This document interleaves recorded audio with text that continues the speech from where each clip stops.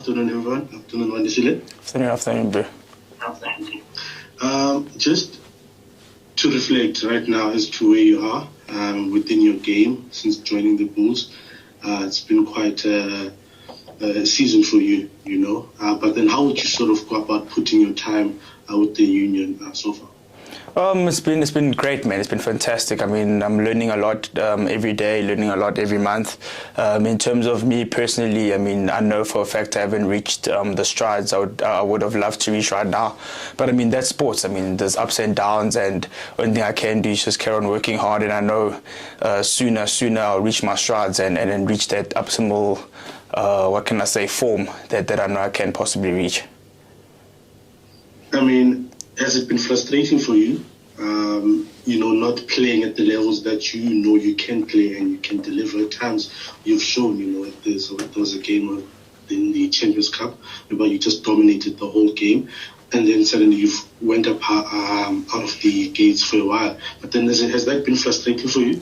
I think it's as frustrating for me as for anyone. I mean, as athletes, we're all competitive creatures.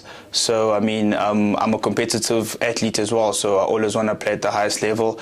And in saying that, I know for a fact that I'm not where I want to be in terms of my form, in terms of the things that I want to achieve on the field. So as frustrating as it is, I got no one to blame but myself to just carry on working hard in the sense of putting in the hard work at the training field. When I get my opportunity, flip and give it my all.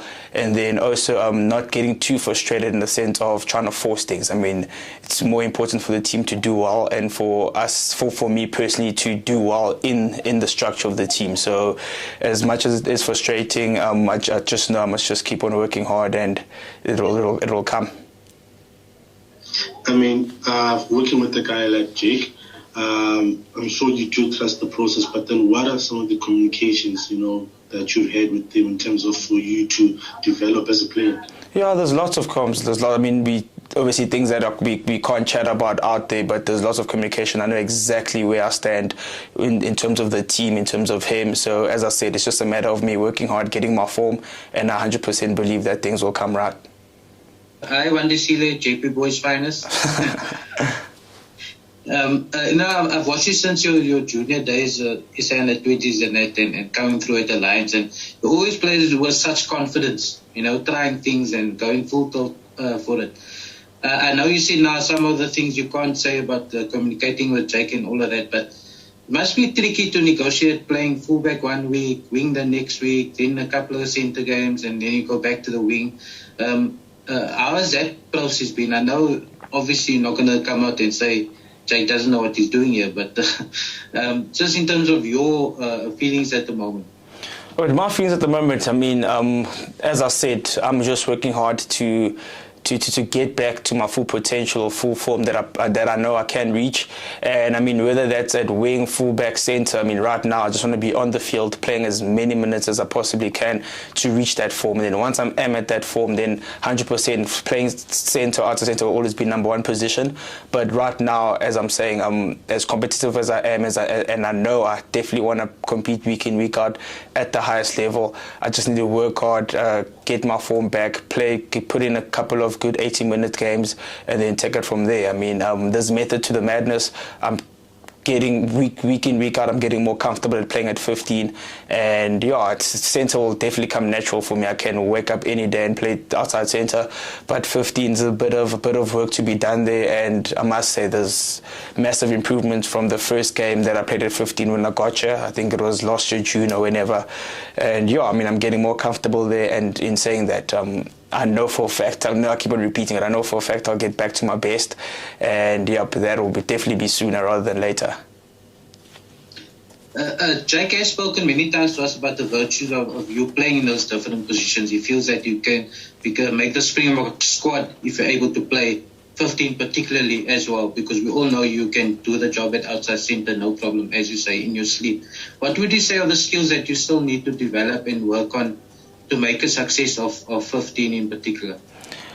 I think the skills in both positions. I mean, and in 13, I'm not a complete 13 at all. I mean, there's definitely a million of skills I still need to work on. I mean, I watch inspiration like Lucanio, how many things he gets right in that 13 positions, things that I certainly need to definitely work on. And then I watch great fullbacks like Willie Leroux, Kurt Lear that we have that are flippant. They're very good at certain things that they do at 15, which I sometimes don't get right. So in both positions, there's definitely work-ons, and it makes it very, very interesting for me, or not interesting, gives me a lot of work and a lot of, how can I put it, pressure also to be able to juggle both positions and have maybe, for example, Monday, Tuesday working at 13 in certain things that I need there, and the next 2 days working at 15 or certain things that I need there. So it's two different positions, but I mean, I'm loving the challenge at the moment. As I said, the minute I hit rock bottom and I work on everything that I need to work on, it will just be up from here.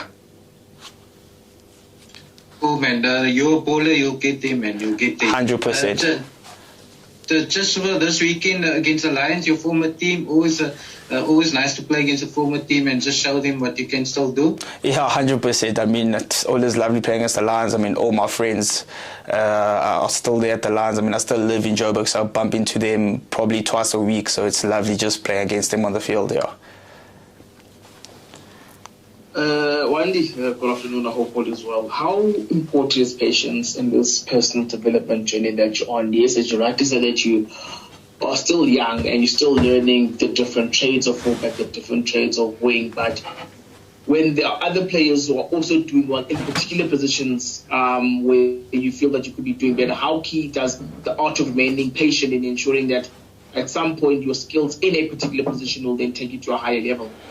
It's very key. It's very key. I mean, I think patience is just as important as working hard. I mean, you can't just expect to play every weekend. You can't just expect for the coach to select you every weekend. I mean, you need to also bring your part. You need to deliver, as I said. And I know as well as anyone else that my form hasn't been too great. But as I'm saying, as soon as my form is up there, it'll show in team selection, in me playing more games at outside centre or more games at 15. But I'm 100% sure in believing in the process, and I'm 100% sure that once I hit my best again, it'll definitely show in team selection. So it's very hard to stay patient, but patience is a virtue, if I can put it that way. One more, just in terms of the Currie Cup group, I think the USC team played against Griquas and then last week as well against Zebre. Just in terms of your group's progress, how do you feel things are going? It was difficult early in the season. 100%. I think it wasn't just difficult for our group, it was difficult for both groups early in the season. I mean, we lost 7 or 8 in a row, but I mean, we slowly but surely turning it around. I mean, we got 2 good wins this past weekend, and I think as we always said or told ourselves, that the most important games of the season are the last 3 games, which are the quarters, semis and finals. So we're just pushing very hard to somehow slide into the playoffs of the Currie Cup. Then we'll take it from there. And then same with the URC. I mean, if we can get a good win this weekend, and regardless of who we play in the last 3 weeks, we get 3 more wins, we win the trophy. So it's been very tough, but we've worked hard to turn it around, and we knew it would come. I mean, we knew that sport is up and down, so whenever you hit that dip, it's just important to keep on doing the things you know and do the things you know well, and then sooner rather than later you'll get out of that dip and we'll start winning games again. Hi, Wandisile. Hi, everybody. Sorry, man, I don't know what you've been asked, but I'm just going to follow up with what Ashraf just asked you now. When you guys had your downtime, let's just say, when things were not going well, what kind of conversations were you having as players to turn it around? I mean, you're saying you're always determined and you knew it was going to turn around, but when you're in that rut, what do you say to each other? I mean, we always try to motivate each other to work harder, to focus more on our details, focus more on the smaller things that we usually don't focus on when we're on a high. I mean, for example, we'll play a game and get a lot wrong, but just because we got the victory, we don't necessarily put as much effort into what we got wrong then. But when you start losing games, there's actually a lot of effort and detail as to in the reviews of the game. So we just had to motivate each other, make sure that we take care of the smaller details. And in saying that, you'll do that week in, week out. And the more you lose, the more you just feel like you're not tipping over. But the focus was just for us to just carry on knocking the door, and eventually we knew it would open. And as I said, we knew at the back of our minds that the only thing we need to focus on is just making playoffs, and then from there we'll just take it week by week. And luckily, I think we've achieved that in the URC, and a couple of more Currie Cup wins, we should be good to make playoffs, and we take it from there. Sorry, just to follow up, was there a specific game that you guys targeted to say this will mark our turnaround? I know, as Ashraf mentioned, your Currie Cup, your URC team is the one that played that turnaround match against the Griquas. But was there collectively a specific team or a specific game that you targeted to ensure that you can start this turnaround? Not at all. I mean, I think every weekend we play to win. I mean, if it was up to us, we'd literally be undefeated by now. So there's no specific game that we targeted. Every week we want to win, and we want to blow out the opposition. So week by week we just give it our all. And then, as I said, with us giving it our all, with us doing prepping properly, we knew at some stage it will turn around.